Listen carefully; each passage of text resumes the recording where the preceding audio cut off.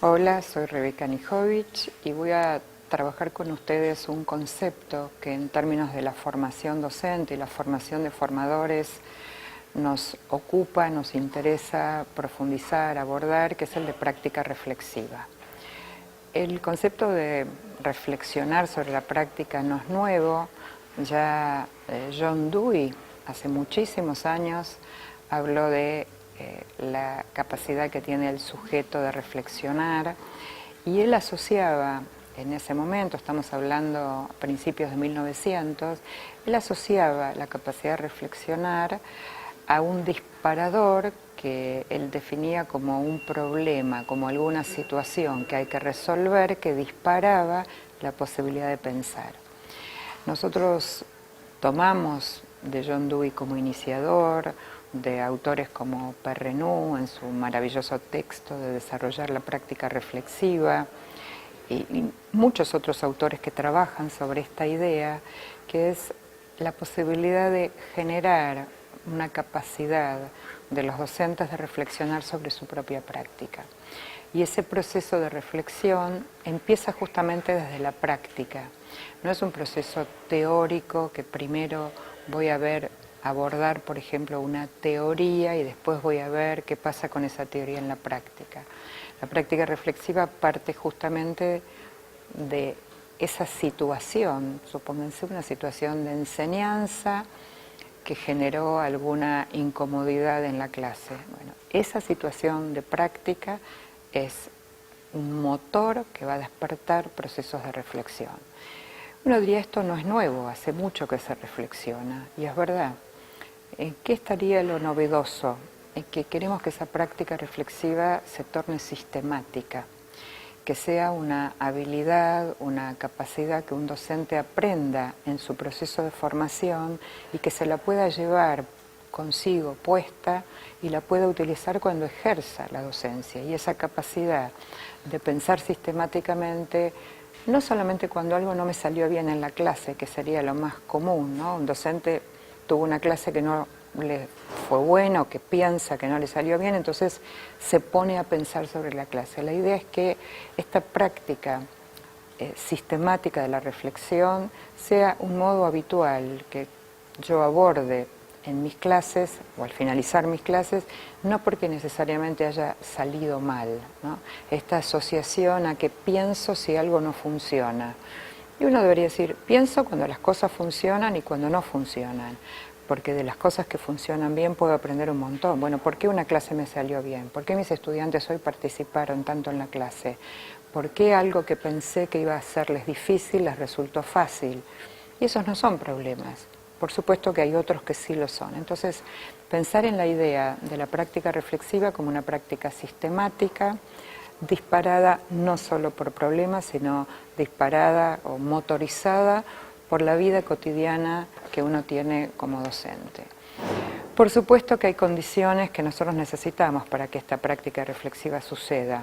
O sea, no es una práctica espontánea, hay que provocarla, hay que enseñarla, pero además necesito condiciones de tiempo y de espacio para que suceda. Y esto es tal vez lo más difícil de encontrar, pero también depende mucho de cómo uno gestione, en este caso, cómo uno gestiona la escuela, cómo uno gestiona una institución, cómo uno organiza en el horario de trabajo de los docentes un espacio para que esta práctica reflexiva sea sistemática. Para que sea sistemática necesito ayudarme con algunos dispositivos, o sea, no es me siento, vieron la imagen del pensador de Rodin, entonces me siento y pienso, no, necesito de algunos instrumentos que voy a compartir con ustedes varios ejemplos que permitan sistematizar esta práctica. Lo primero, antes de pensar en los instrumentos, quiero apelar al concepto de comunidades de práctica, un concepto desarrollado por Etienne Wenger, que permite pensar en cómo podemos constituir, ¿no? Él define muy bien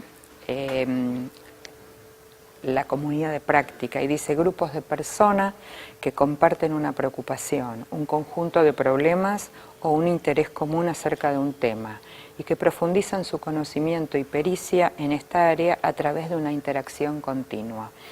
Entonces, nosotros deberíamos poder pensar cómo nuestros institutos de formación docente se constituyen en comunidades de práctica, para que esta práctica reflexiva sea efectivamente sistemática.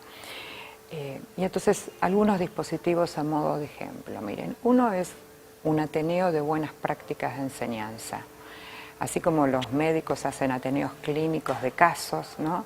Tomemos esa idea, esa experiencia que tienen en el campo de la medicina y hagamos ateneos, pero no solo de casos difíciles, hagamos ateneos de buenas prácticas de enseñanza. Juntémonos para que un docente cuente cómo enseñó algo y le salió bien, cómo él puede decir que esta es una clase, una buena clase, que otros podrían mirarla y reproducirla y hacerla con sus propios estudiantes. Entonces, un dispositivo interesante es el Ateneo.